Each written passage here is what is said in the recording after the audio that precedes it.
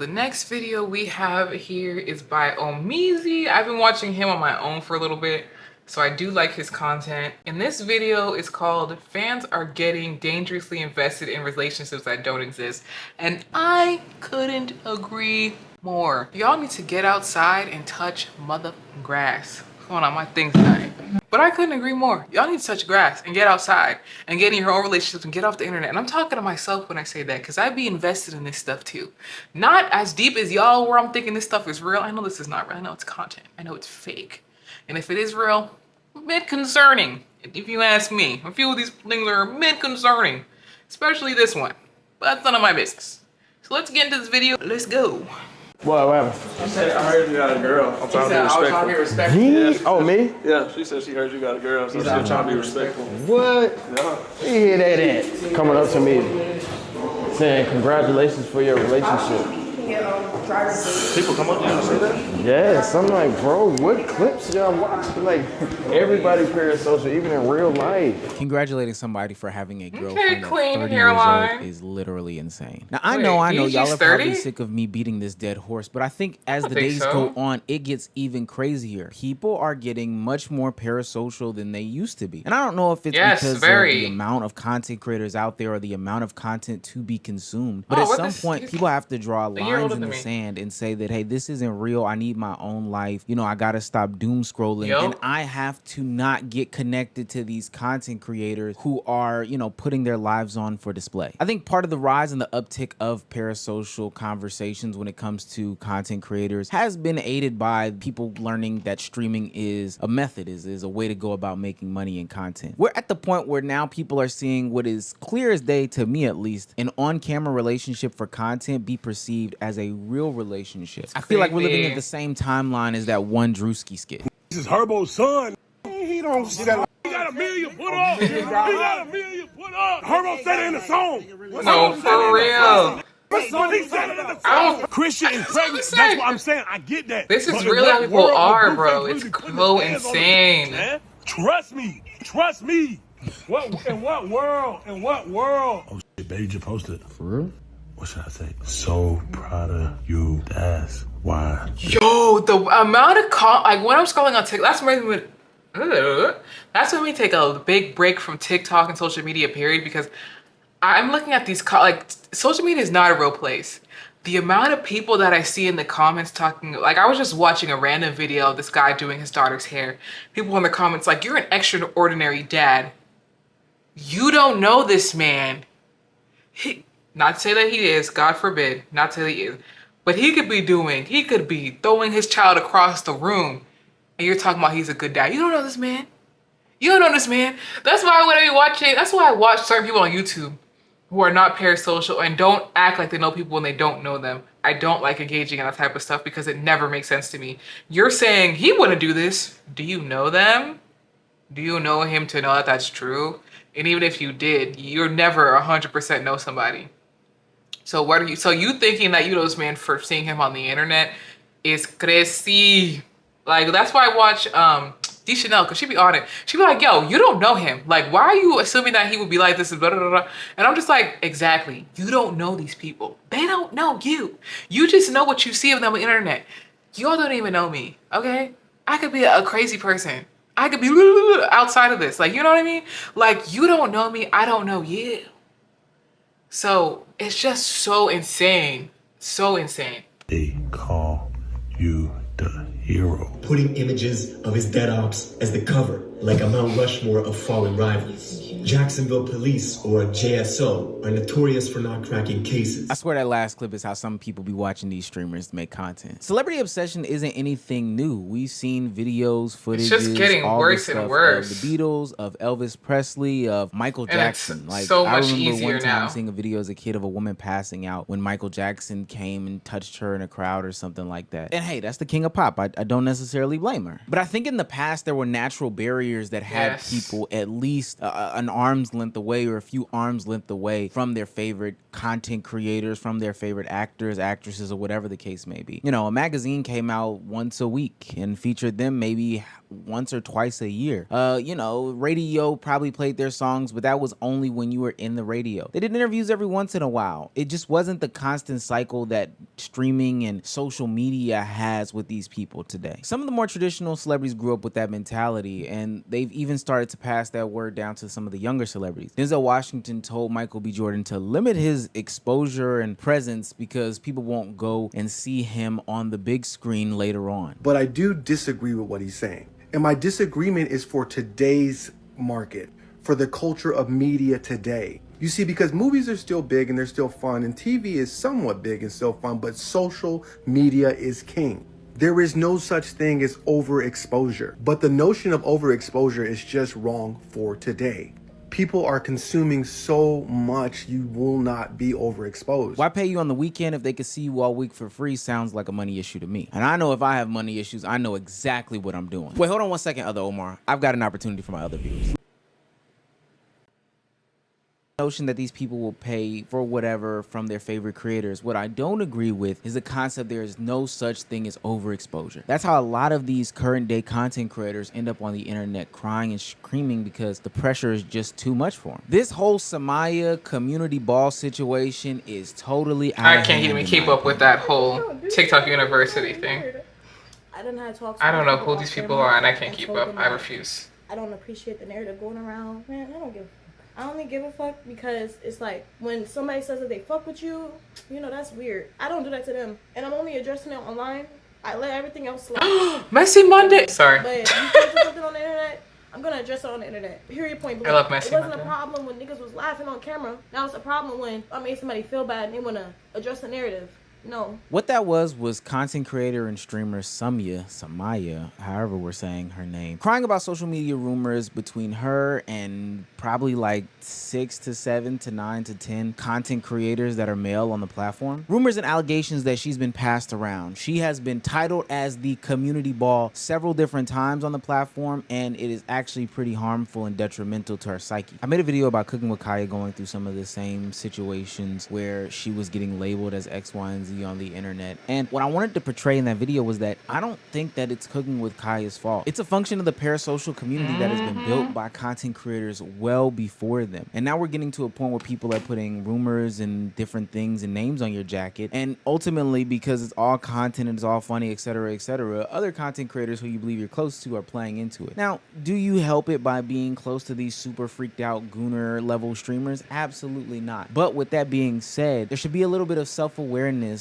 of the content creator to know that, hey, I am in this parasocialized community and they are going to do me wrong. Specifically if I am a woman streamer. It doesn't matter how many times people come to bat for you or apologize for you. It really isn't going to do anything. Just because Samaya might date or link with a nigga or whatever the fuck, it don't make it no difference from any other girl or any dude. You know what I mean? I think it's just dramatized because it's in this stream world. But it's like, you know, I think that, I don't know. Who's Kino? Is that not DDG? I'm not even being biased whatsoever, but I don't like how niggas be doing that. That shit don't be cool. Now, DDG is 100% right in this situation because fans are way too invested into the relationship content. I would say not even necessarily relationship content, but anytime a woman is next to any sort of male streamer. I think playing into these interactions leads people to believe that there is something more going on, and because you are on stream, sorry, if you see me doing this, content 24/7, my sunburn is itching.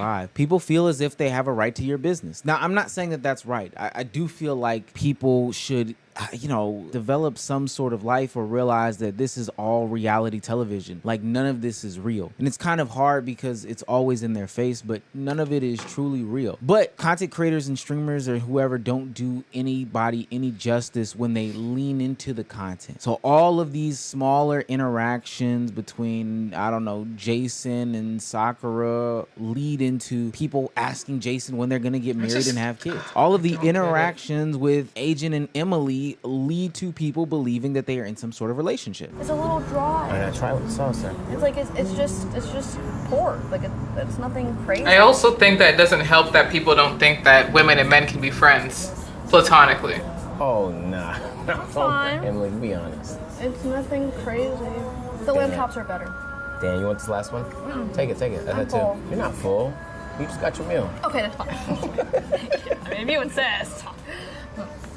I'm starting to feel like the equivalent of the dress in Hollywood for these women streamers is the relationship. Because ultimately what happens after all of this, that's a good comparison. Of the world, we've seen it with Sumya now, we've seen it with Cooking with Kaya, is that they're going to be labeled as some sort of pass around 304 X, Y, and Z community ball because these people have developed parasocial relationships with these content creators from small snippets of them and make people take things way too far and they get sexist, misogynist, or whatever the case may be. The nature of this type of entertainment is that it's more personal than acting. So we can see actors on screen kiss and have a relationship or whatever the case may be, but it is still a separation. Now, there are some sickos that ship these types of people. I've even seen like shipping conversations in the WNBA where people are shipping people with teammates. There's always going to be those sickos. But for the general people out there, there is a hard line drawn between movie relationships that are seen on screen and real life. But when it comes to this content creation,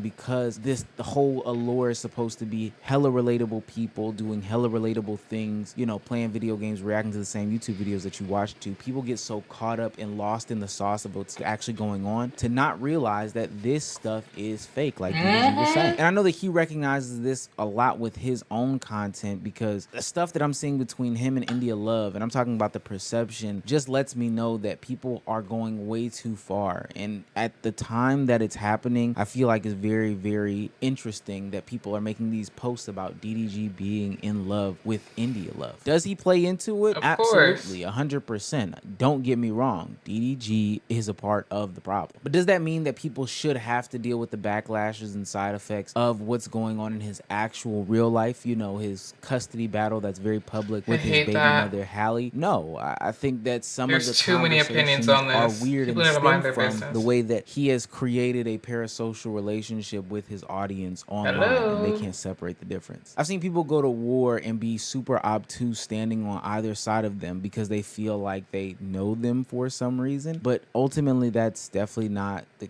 case, and you look like a weirdo when you do this. Oftentimes when this conversation is had between commentary channels or streamers themselves, they keep it very lighthearted and talk about at most the name calling that women do get online, which isn't anything to take light at all, but there's also another level to this, and that's when the parasocial conversations get honestly life-threatening. I don't know if you guys remember that situation from Streamer Prom where Jason got left at prom by his date and the cameraman. Sakura, things were going good, and then all of a sudden we got matching nails, right? Initials. And then out of nowhere I went. Sorry to pause, but I see so many clips with these stupid little subtitles or whatever, captions. Half of them, they be crazy. They just be making stuff up. Just making stuff up. And I'm just like, the internet is a lie.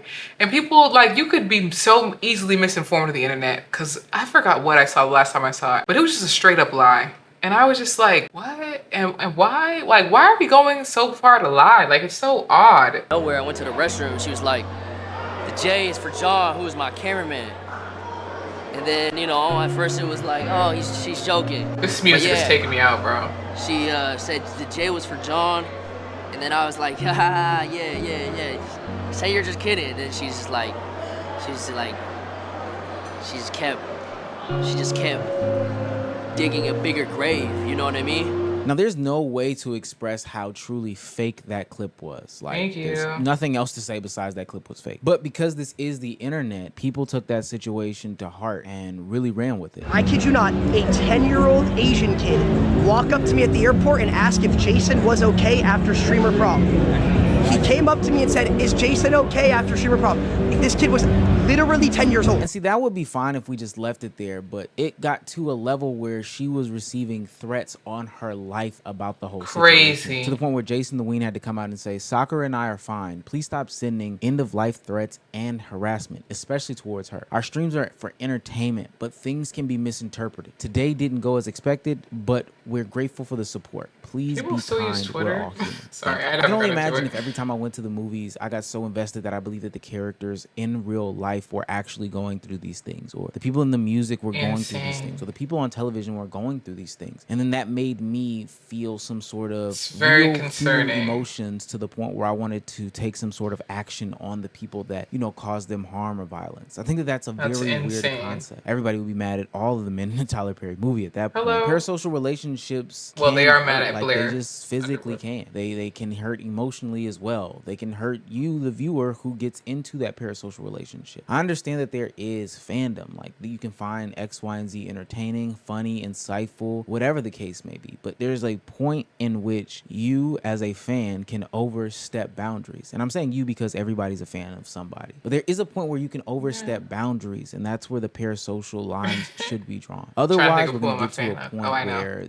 the profitability does not matter, because parasocial is profitable, but people will decide to remove themselves from the internet for the sake of their own health, safety, and well-being, because people just go way too far. So that was the end of that video. Yeah, I think people are very parasocial. It's very sickening. It's very odd. People get way too invested in people that are online their lives. That's part of the reason I didn't really want to be on the internet like that. But I'm not going to put my business out on the internet like that. I'm going to give y'all what I want to give y'all. Like, I very much aspire to be like a D Chanel level YouTuber, where she's like, she's not like, she's very humbly blessed and rich. And that's what I aspire to be. Not even rich, wealthy. She's very humbly blessed and wealthy.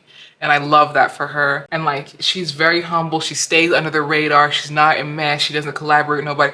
That's the level of YouTube I aspire to be. I don't want to be a DDG. I don't want to be a Kai Cenat. I don't want to be a Duke. I don't want to be a Fandom. I don't want to be none of that. I just want to be me. You know what I'm saying? I want to stay under the radar, stack my chips, and live my life humbly, just like D Chanel does. I aspire, like, she's my inspiration for YouTube. I've been watching her since I was in freaking like high school, middle school-ish type stuff. And I'm 26, turning 27 this year, honey. She is basically like, she's living the life I want to live. And I'm also doing things outside of YouTube to get there. So I'm gonna keep up. She posts like 5 videos a day, so I gotta do more than that. If I'm a peewee around here, that means I gotta go 10 times harder. Just like, I remember this video I saw, that's really what made me like really try to get on my content game, because I saw a video of DDG was like, if you wanna basically be like me, why am I seeing more, why am I not seeing you on the internet? Like, why are you not showing up 10 times on my feed? Like, I'm like, dang. Was cooking when he said that. He was really cooking. So I'm like really trying to take that to heart and really try to push this content out. Same thing with Astro Dior. I mean, I don't know if he wants to be up there, but he's a person that posts like 10 times a day. So I really got to get on my grind, get on my stuff. So it's going to be a lot of long nights for me.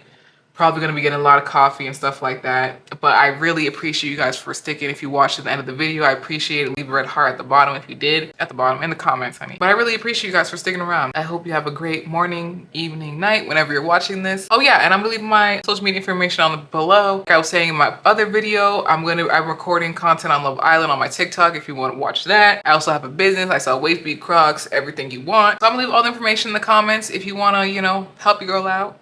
Buy some waist, buy some stuff, you know what I'm saying? It goes a long way. I appreciate you. Bye.